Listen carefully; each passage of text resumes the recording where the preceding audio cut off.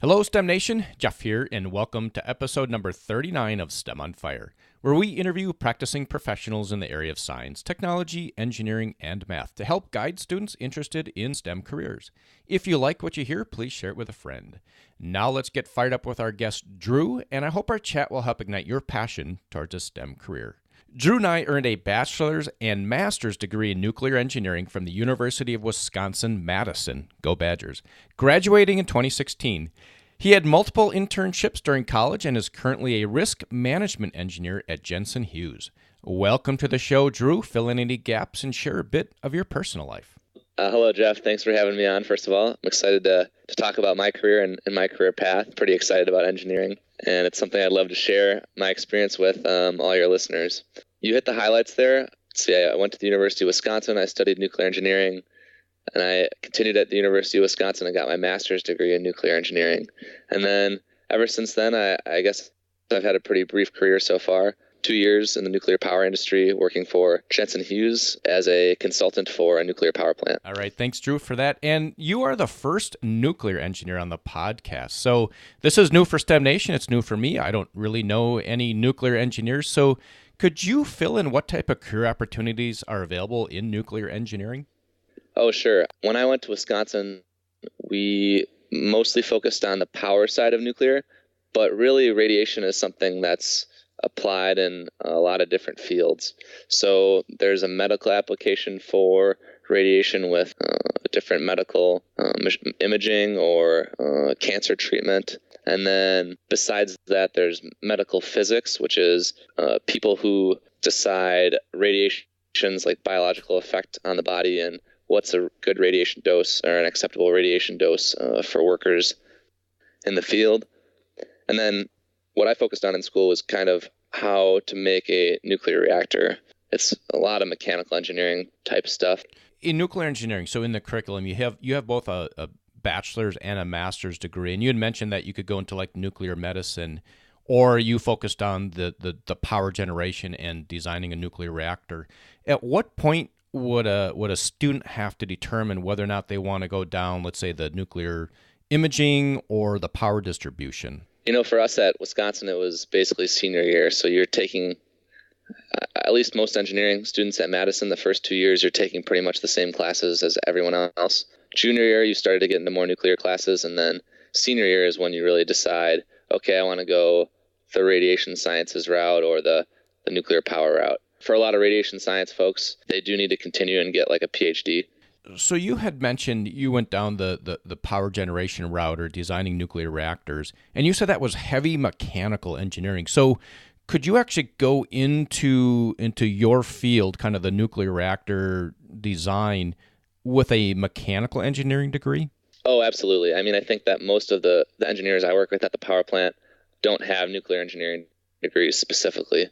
With mechanical engineering, I think it gives you a broad base in power systems and heat transfer and fluids, so it makes you a good fit for working at a power plant. But I also work with civil engineers, electrical engineers, chemical engineers at the plant who they don't design the reactor per se, but they work in roles that support keeping the plant running. So with your nuclear engineering background, what are the skills that you have that allows you to do something different that maybe the mechanical or the civil or the chemical engineer could not? Well, a lot of my classes senior year focused on the radiation side of things. So when you're, for example, designing a nuclear reactor, you focus on a number of different parameters, but one of them being, do you have enough critical radioactive elements together to create a sustained nuclear reaction? And that's something that you don't get if you study other types of engineering. And then beyond that, we look at, radiation and the different types of radiation and how it affects you biologically and how it interacts with other matter. And then beyond that, we also looked at the heat that's generated from nuclear reactions. And I guess on the power side, we look at how do you remove that heat well enough to keep your reactor core cool and make sure it doesn't melt. For folks out there listening that may not be familiar with nuclear reactors, there's way back in the day, probably before you were born, I'm a little bit older, there was the 3 Mile Island, the meltdown of nuclear reactors. There's stuff in Russia where the nuclear reactors went down. How safe is a nuclear reactor? Oh, that's a great question. So I think one thing that's unique to nuclear power versus other ways we make energy is that the consequences of an accident can be a lot higher than anything else. So with nuclear power, we really focus on establishing a culture of safety where we try to be extra conservative with our assumptions, and we build in a lot of margin and have a lot of contingency plans in place for when there are bad days and things do go unplanned. But from an actual accident perspective and the safety of nuclear power plants, it's our safety record is pretty much unmatched by anything else. The research I've done shows that there are fewer deaths associated with nuclear power than any other way we make electricity. And that's just because we do have such a high attention to safety and a high sensitivity to the effects of radiation. And we are aware that the consequences of an accident could be so large that we do a good job preventing those accidents. Since you mentioned it, though, 3 Mile Island is the one in America that the one meltdown we've ever experienced in America happened about 40 years ago. And the plant, the reactor core did melt, but no radiation was really released to the environment. As a result of that, it was all contained, and no one was really harmed from that accident. Thanks for that, Drew. And fusion versus nuclear reaction. Do you get into the developments of fusion power in your curriculum? Oh, that's a good question. Actually, that's a career path I kind of neglected to mention earlier. But on the nuclear power side of things, right now we mostly focus on fission, which is splitting atoms to make heat and make power. On the fusion side, that's something we're aiming for in the future, where you fuse atoms together to create some kind of sustained chain reaction that can do the same thing. Right now, that's more of a research level of career, so it'd be like folks who get PhDs and are very physics-heavy, technical-minded people are doing research to develop a way to make that commercial way we can actually make power.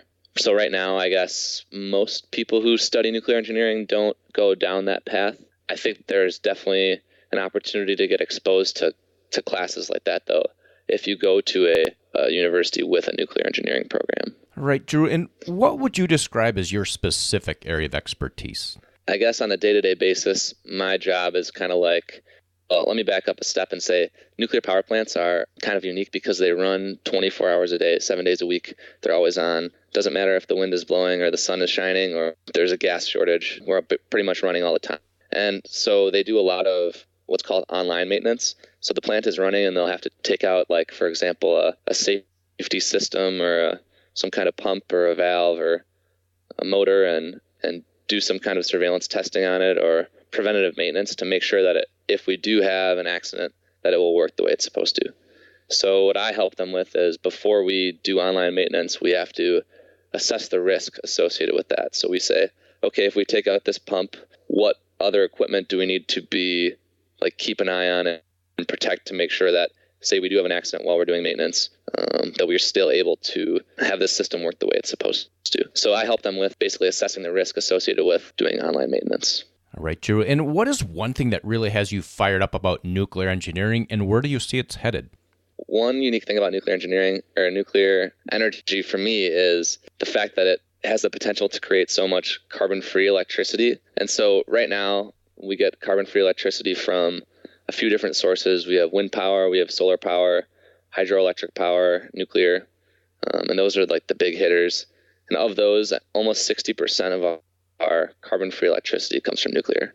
So for me, for the future, I guess I'd like to see some kind of credit for nuclear power being a clean source of energy.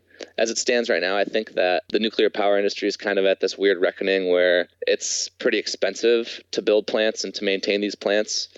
And they're kind of being forced right now to make some trade-offs with cost. But I think for the future, a goal with nuclear power is to develop basically passive safety systems that don't require electricity. So there's a company called NuScale that created a nuclear reactor that uses no pumps to cool the core.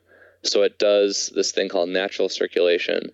And without any pumps at all, it will naturally circulate coolant over the core to not melt. So technology like that is exciting to me because it shows that we can, even though our safety record is pretty outstanding, we're getting even safer. And could you take us to a moment in time of an incredible aha moment you've had at work or your personal life, and tell us a story and how you turn that aha moment into success. I was really struggling with this question. I can't really think of a particular aha moment. I think when I'm solving problems, I kind of approach them like a puzzle, and it's one piece at a time, and you're kind of in there solving it, and you fix one thing here and you improve something there, and then you're kind of in the zone, and you take a step back, and all of a sudden you see this big picture, and you are able to take something complicated and develop a way to make sense of everything. All right, Drew. Hey, we're going to transition a bit here, and we're going to go back to when you started college. Not too many years ago for you, but if you could go back to when you were 18 heading off to college, what are some things you wish you knew back then that would help STEMers launch into college successfully? So I think that people put a lot of weight, like a college decision, and what you're going to study, and I think it's not necessarily realistic to know, what you want to study, and definitely not what you want to do for the rest of your life. So I guess I would encourage people going to college just to keep an open mind and try out a bunch of new things. And then, me, I don't know if you knew this, but I started off at the University of Minnesota my freshman year, and I was studying chemical engineering, and that's kind of when I started doing more research about what I wanted to do when I, graduated, and when I found nuclear power and the nuclear engineering program at Wisconsin, and said, oh, that looks like fun. I think I want to do that. I think that there's always an opportunity to change paths in college. Transfer schools, transfer majors, they definitely give you wiggle room to do something like that. So I guess I would say don't feel too much pressure to know the exact path you want to take, and it's okay to have a lot of interests, and you never know when, even things like, hobbies can turn into a much bigger thing. Like if you're into gaming, maybe you become some kind of coder, and then that coding could take you down any number of different paths. I don't know. I would say just keep an open mind. Heading from college into your career, so you've been out practicing for a couple of years. What do you think are some key attributes that you need to be successful starting out after college?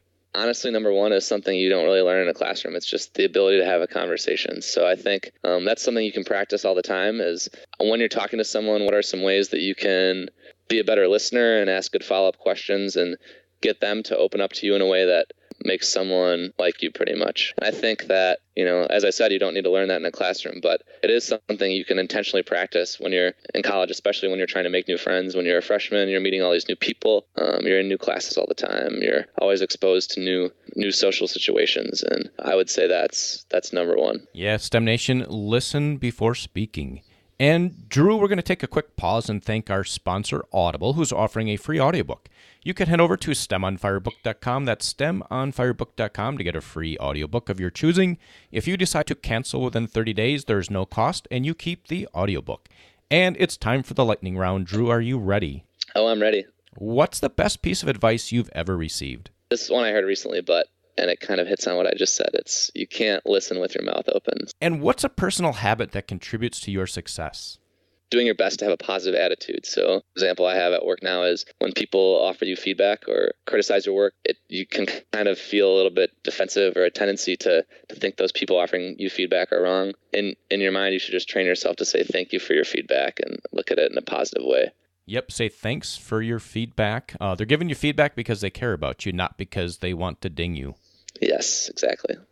And what is your favorite internet resource or phone app, and why? I'm addicted to Spotify, I would say. I listen to a lot of music, and music helps me keep me entertained in the car, keep me entertained when I'm working on things that are not the most exciting sometimes, and that's what I would say is my number one. Spotify. And if you took some time to read a book, what would you recommend and why? Right now I'm reading Thinking Fast and Slow by Daniel Kahneman. It's about judgment and how human beings are controlled by their emotions more than what's logically best for them. And it's given me a lot of good insights into knowing myself and how I make decisions too. That's definitely one I would recommend. Thinking Fast and Slow. And Drew, as we wrap up here, could you share a parting piece of guidance for STEM Nation? And then we will say goodbye. Parting piece of guidance. I would say, if you're going to go to college and study engineering, you might at some point be challenged with the amount of schoolwork you're doing. And I would say do your best to make a lot of friends and still be social, whether it means doing homework with other engineering students or, deciding that, hey, you could take a B+ in a class and have a little bit more free time to hang out with people. That's what I would say. All right. Thanks for that, Drew. And we will say goodbye. Yeah, thanks, Jeff. So I hope you enjoyed our discussion today with Drew. Head on over to STEMonfire.com, subscribe to the email list to keep up with the latest happenings, and be sure to subscribe to the podcast on your favorite podcast player. We have surpassed 10,000 total downloads, which is great. Thank you to the audience. And if you're willing to share it with one other person that you think would appreciate it, we would appreciate it as well. Tune in next week where we talk with Luke, who is a mixed signal integration architect. Until next time, I hope this chat has helped ignite your passion towards a STEM career.